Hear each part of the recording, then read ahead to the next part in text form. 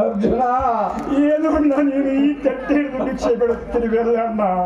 ಏನಪ್ಪ, ಏನು ಮಾಡಲಿ, ಇದು ನನ್ನ ಕರ್ಮ.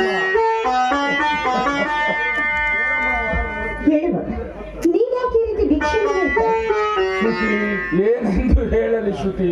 ಈ ಭೂಮಿಯ ಮೇಲೆ ಹುಟ್ಟಿದ ಮೇಲೆ ಅನ್ನ, ಗಾಳಿ, ನೀರು ಬೇಕೇ ಬೇಕಲ್ಲವೇ ನಮ್ಮ?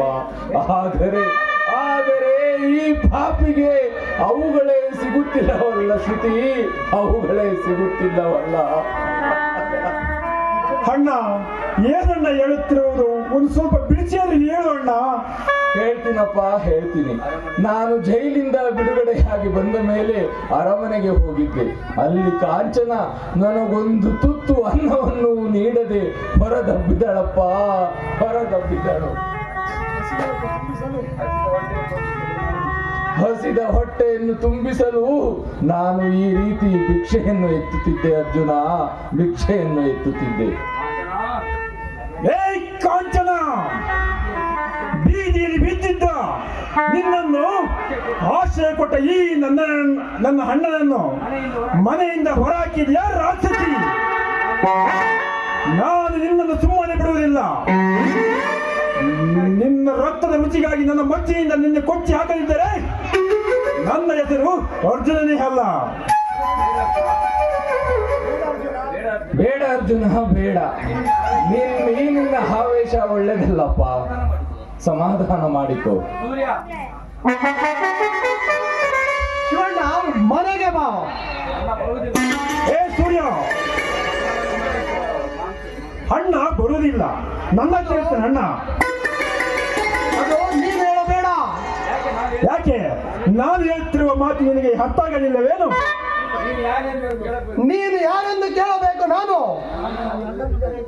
ನನ್ನ ಅಣ್ಣನನ್ನು ಕರೆಯುತ್ತಿದ್ದೇನೆ. ನಿನ್ನ ಏನಾದ್ರೂ ಅಣ್ಣನ ಮೇಲೆ ಅಷ್ಟನ್ನು ಪ್ರೀತಿದ್ದರೆ ಚೆನ್ನಾಗಿ ನೋಡಿಕೊಳ್ಳಬೇಕಾಗಿತ್ತು. ಅದನ್ನು ನಾನು ನಿನ್ನಿಂದ ಕಲಿಯಬೇಕಾಗಿಲ್ಲ. ಕಲಿಯಬೇಕು. ಕಲಿಯದಿದ್ದರೆ ಕಲಿಸುತ್ತೇನೆ. ಮನೆಯಲ್ಲಿ ಹೆಂಡತಿಯನ್ನು ಅನುಭವಸ್ಥನಲ್ಲಿ ಇಟ್ಟುಕೊಳ್ಳಲಾಗದವನು ನೀನು ಎಂತ ಗಂಡಸಲೇ? ಅರ್ಜುನ, ನನ್ನ ಗಂಡಸ್ತನದ ಬಗ್ಗೆ ಮಾತನಾಡುಯಾ? ಪರಿಣಾಮ ನೆಟ್ಟಾಗಿರುವುದಿಲ್ಲ. ಏನು ಮಾಡುವಲೇ ಬಡವ? ಏನು ಮಾಡುವಲೇ ಬಡವ? ನನ್ನ ಅಣ್ಣ ಹಸಿವೆಂದು ಮನೆಗೆ ಬಂದಾಗ ಅನ್ನ ಕೂಡ ಹೊರ ಹಾಕಿದ ಮುಂದಿನ ಹೆಂಡತಿ, ನಿನ್ನ ಹೆಂಡತಿಯನ್ನು ಕೇಳುವುದನ್ನು ಬಿಟ್ಟು ಇಲ್ಲಿ ಬಂದು ಹಾರಾಡಿವೆಯಲ್ಲ, ನಿನ್ನ ಗಂಡಸ ಇಲ್ಲ ಹೆಂಡತಿಯ ಗುಲಾಮನಲ್ಲೇ? ಹೌದಲೇ, ನಾನು ಹೆಂಡತಿಯ ಗುಲಾಮ. ಅದನ್ನು ಕೇಳಲು ನಿನಗೆ ಹಕ್ಕಿಲ್ಲ. ಬಾಯಿ ಮುಚ್ಕೊಂಡು ಬಿದ್ದಿರಲೇ. ಶಿವಣ್ಣ, ಬೀದಿಯಲ್ಲಿ ಬಿದ್ದು ನನ್ನ ಮಾನ ತೆಗೆಯಬೇಡ. ನಡೆ ಮನೆಗೆ.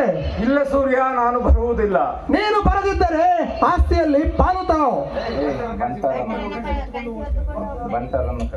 ನೀನು ಬರದಿದ್ದರೆ ಬಂಟರನ್ನು ಕರೆಸಿಕೊಂಡು ಒತ್ತುಕೊಂಡು ಹೋಗುತ್ತೇನೆ. ಏನಂದ್ರೆ ದ್ರೋಹಿ,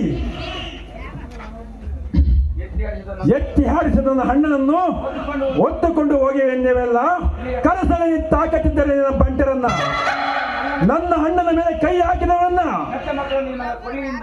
ಈ ಮಚ್ಚಿನಿಂದ ಕತ್ತರಿಸಿ ಹಾಕದಿದ್ದರೆ ನನ್ನ ಅಪ್ಪನ ಮಗನೇ ಅಲ್ಲ ಕಡೆ ಕರಸಲಿನ ಬಂಟರನ್ನ. ಅರ್ಜುನ, ನೀವಿಬ್ಬರು ನನ್ನ ಎರಡು ಕಣ್ಣುಗಳಪ್ಪ.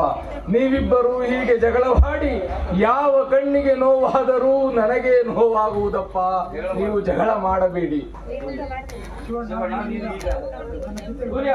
ಶಿವಣ್ಣ, ನೀನು ಈಗ ನನ್ನ ಜೊತೆ ಬರದಿದ್ದರೆ ಆಸ್ತಿಯಲ್ಲಿ ಪಾಲು ತಗಬೇಕು. ಬೇಡ ಸೂರ್ಯ, ಬೇಡ. ಈ ಆಸ್ತಿಯನ್ನಂತೂ ಪಾಲು ಮಾಡುವುದು ಬೇಡ. ನಾನು ನಿನ್ನ ಜೊತೆ ಬರುತ್ತೇನೆ, ನಡೆ. ಬೇಡ ಮಾವ, ನೋಡು, ನೀನ್ ನಮ್ ಜೊತೆಲೇ ಇದ್ದು ಬಿಡು ಮಾವ. ಶ್ರುತಿ, ಹೆದರಬೇಡ ಶ್ರುತಿ. ಈ ಶಿವಣ್ಣನನ್ನು ಯಾರು ಏನು ಮಾಡಲಾಗುವುದಿಲ್ಲ.